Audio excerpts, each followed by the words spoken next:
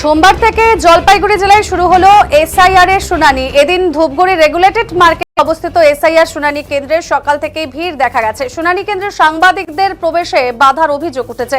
যদিও শুনানি কেন্দ্রের বাইরে ঢিল ছোড়া দূরত্বে রয়েছে শাসক দলের সহায়তা শিবির। শাসক দলের দেখাদেখি সহায়তা শিবির বসাতে যায় বিজেপি। তবে বিজেপির শিবির দূরে সরিয়ে দেওয়ার অভিযোগ উঠেছে পুলিশের বিরুদ্ধে। নজর রাখছি এই মুহূর্তে যে খবরের দিকে, যে শুনানি সংক্রান্ত ভেতরের কার্যক্রম কিন্তু বাইরে থেকে জানা সম্ভব হচ্ছে না। দেখাচ্ছি যে সাংবাদিকদের প্রবেশে বাধা দেওয়ার অভিযোগ উঠেছে। যদিও শুনানি কেন্দ্রের বাইরে ঢিল ছোড়া দূরত্বে রয়েছে শাসক দলের সহায়তা শিবির। শাসক দলের দেখাদেখি সহায়তা শিবির বসাতে যায় বিজেপি। তবে বিজেপির শিবিরে দূরে সরিয়ে দেওয়ার অভিযোগ উঠেছে। ধূপগুড়ি রেগুলেটেড মার্কেট চত্বরের একটি ভবনের পাশাপাশি ধূপগুড়ি বিডিও অফিসেও একাধিক শুনানি কেন্দ্র খোলা রয়েছে। শুনানি প্রক্রিয়া নির্বিঘ্ন এবং সুশৃঙ্খলভাবে পরিচালনার জন্য প্রশাসনের পক্ষ থেকে কড়া নিরাপত্তার ব্যবস্থা গ্রহণ করা হয়েছে। পাশাপাশি শুনানি কেন্দ্রের ভেতরে সংবাদ মাধ্যমের প্রবেশের ওপরও নিষেধাজ্ঞা জারি করা হয়েছে। ফলে শুনানি সংক্রান্ত ভেতরের কার্যক্রম বাইরে থেকে জানা সম্ভব হচ্ছে না। রাজনৈতিক তৎপরতা, প্রশাসনিক কড়াকড়ি এবং সাধারণ মানুষের ভিড় সব মিলিয়ে ধূপগুড়ির রেগুলেটেড মার্কেট এলাকা এখন যথেষ্ট সরগরম হয়ে উঠেছে। পাশাপাশি শুনানিতে এসে নিজেদের হয়রানির কথা জানিয়েছেন কিন্তু ভোটারেরা।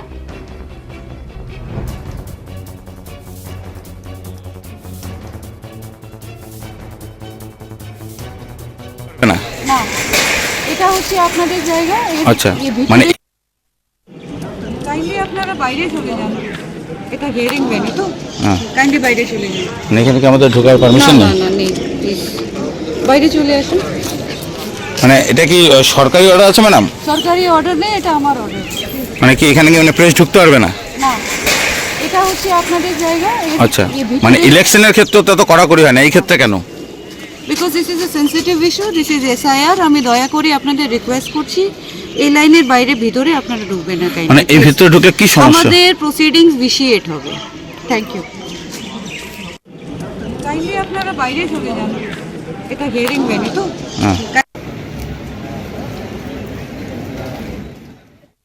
থেকে অভিযোগ সাংবাদিকদের ভেতরে ঢুকতে দেওয়া হচ্ছে না। পাশাপাশি তাদের আরো অভিযোগ, শুনানি কেন্দ্রের ভেতরে তৃণমূল কংগ্রেস প্রভাবিত পুরসভা অস্থায়ী কর্মীরাও রয়েছেন, যা নিয়ম বহির্ভূত। তারা কমিশনকে অভিযোগ করবে বলেও কিন্তু জানিয়েছেন। হিয়ারিং করতে এসেছেন ধীরেন্দ্রনাথ রায়। তিনি 1994 সালে ভারতে এসেছেন বলে জানিয়েছেন। সঙ্গে এসেছেন জমির কাগজ। 2002 সালে তাদের নাম ছিল না। 2007 থেকে তারা ভোট দিয়েছেন। এখন ভোটে নাম উঠবে কিনা তা নিয়ে কিন্তু সন্দিহান তারা।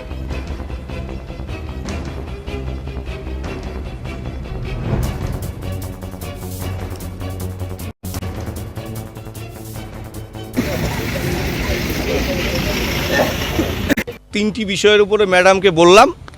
প্রথম যে বিষয় সেটা হচ্ছে, আমরা দেখতে পাচ্ছি যে এখানে যারা হিয়ারিং অফিসাররা এসেছেন, যারা হিয়ারিং নিচ্ছেন, শুনানি যারা করছেন, সেক্ষেত্রে দেখা যাচ্ছে ধূপগুড়ি পৌরসভার অনেক ক্যাজুয়াল স্টাফ যারা সেখানে থাকার কথা নয়, তারপরেও তারা সেখানে থাকছেন এবং সেখানে ডমিনেট করবার একটা প্রক্রিয়া চলছে। এবং ওনাকে বলা হলো যে এই ক্যাজুয়াল স্টাফগুলো কী কারণে ভেতরে রয়েছে, এই একটা বিষয় নিয়ে ওনাকে বললাম। এখন নির্বাচন কমিশনে লিখিতভাবে জানাবো। দ্বিতীয় যে বিষয়টা বললাম যে পলিটিক্যাল পার্টির, যে আপনার এখান থেকে আমরা বাইরে পলিটিক্যাল পার্টি হিসেবে আমরা সেখানে কোনো টেন্ট তৈরি করতে পারি কি না, উনি বললেন যে হ্যাঁ আপনারা তৈরি করতে পারেন এবং সেটা কিছুটা দূরে করুন, সেটা বললেন। এবং ওনাকে তৃতীয় যে বিষয়টা বলা হচ্ছে, সংবাদ মাধ্যম কেন ভেতরে প্রবেশ করতে পারছে না, যেখানে নির্বাচনের সময় সংবাদ মাধ্যম বিভিন্ন বুথে প্রবেশ করে, বিভিন্ন বিডিও অফিসের বিভিন্ন গুরুত্বপূর্ণ মিটিংয়ে প্রবেশ করে, যেখানে সরকারির নির্বাচন কমিশনের বিভিন্ন বৈঠকে তারা যেতে পারে, তাহলে এক্ষেত্রে তাদের বাধা দান কেন? এর কোনো সদুত্তর তিনি দিতে পারেননি। এবং আমার যেটা মনে হয় বা আমাদের যেটা মনে হয় যে এখানে একটা ষড়যন্ত্র চলছে, কারণ এখানে ক্যাজুয়াল স্টাফ কোনোভাবে এখানে প্রবেশ করতে পারে না। তারপরেও এখানে মিউনিসিপ্যালিটির একাধিক ক্যাজুয়াল স্টাফ যারা তৃণমূল কংগ্রেসের হয়ে প্রচার, মিটিং, মিছিল সব কিছু করছে, তারা ভেতরে গিয়ে এখানে শুনানির ক্ষেত্রে প্রভাবিত করবার চেষ্টা করছে। এবং এখানে গড়িমসি নিশ্চয়ই আমাদের এসডিওর বদান্যতায় হচ্ছে। এবং কি হচ্ছে এখানে? আজকে থেকে ধূপগুড়ি শহর শহরে যে 16টা ওয়ার্ড আছে সেই 16টা ওয়ার্ডের যে হেয়ারিংয়ের প্রক্রিয়া, সেই প্রক্রিয়া আজকে শুরু হচ্ছে। এই কারণে আমরা ভারতীয় জনতা পার্টির পক্ষ থেকে মানুষকে সহায়তা করার জন্য এই হেয়ারিংয়ের ব্যাপারে এখনও অনেক মানুষ যারা বিভ্রান্তির মধ্যে আছে, যে যাদের হেয়ারিংয়ে কী কাগজ লাগতে পারে বা কীভাবে তারা হেয়ারিংয়ে ফেস করবে, কী প্রশ্ন হতে পারে, সেই সমস্ত মানুষকে সহায়তা করার জন্য আমরা ভারতীয় জনতা পার্টির পক্ষ থেকে এখানে সহায়তা শিবির চালু করলাম আজকের থেকে। এখানে কি পুলিশ আপনাদের বাধা দিল? পুলিশ তো প্রতিনিয়ত ভারতীয় জনতা পার্টিকে আটকানোর জন্য বাধা দিয়ে আসে। ধূপগুড়ির পুলিশ কেন, গোটা পশ্চিমবঙ্গের পুলিশ আজকে তৃণমূলের হয়ে কাজ করে।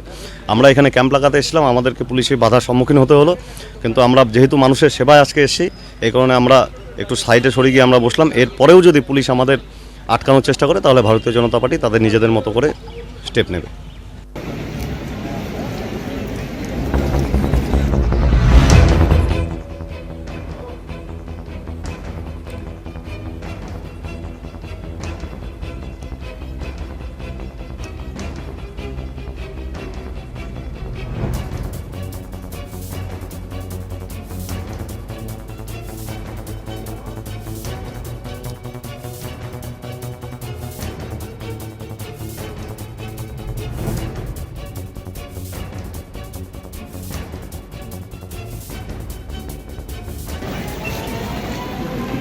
কেমন আপনার? ধীরেন্দ্রনাথ রায়, কোথায় বাড়ি? নিরঞ্জন পাট।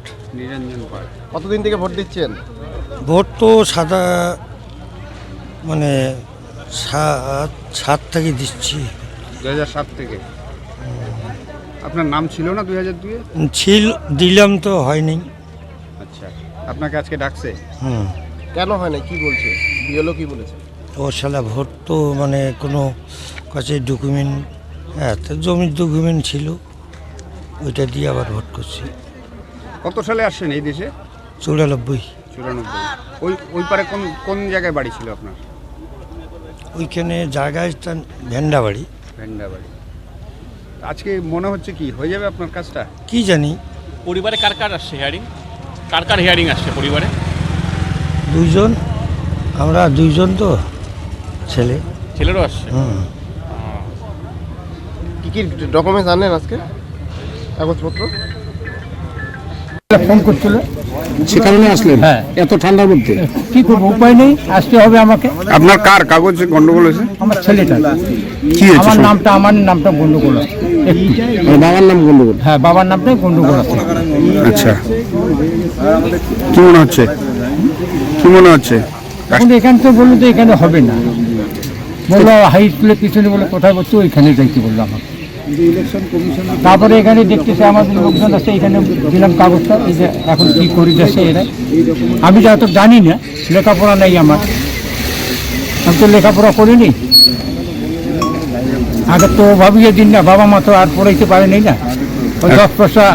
এখানে কি বলছে, কাজ হয়ে যাবে? এখানে কাজ হবে বললো, চিন্তা করবেন না। আপনার নাম? ছেলেটা আমার নামটা, আপনার নাম? মোর নাম ফাইরুল হোসেন, ছেলের নাম? সুভাষ পিছা। শাসক দলের এখানে কিন্তু ক্যাম্প বসেছে মানুষকে সহযোগিতা করার জন্য। কি কি সহযোগিতা করছেন?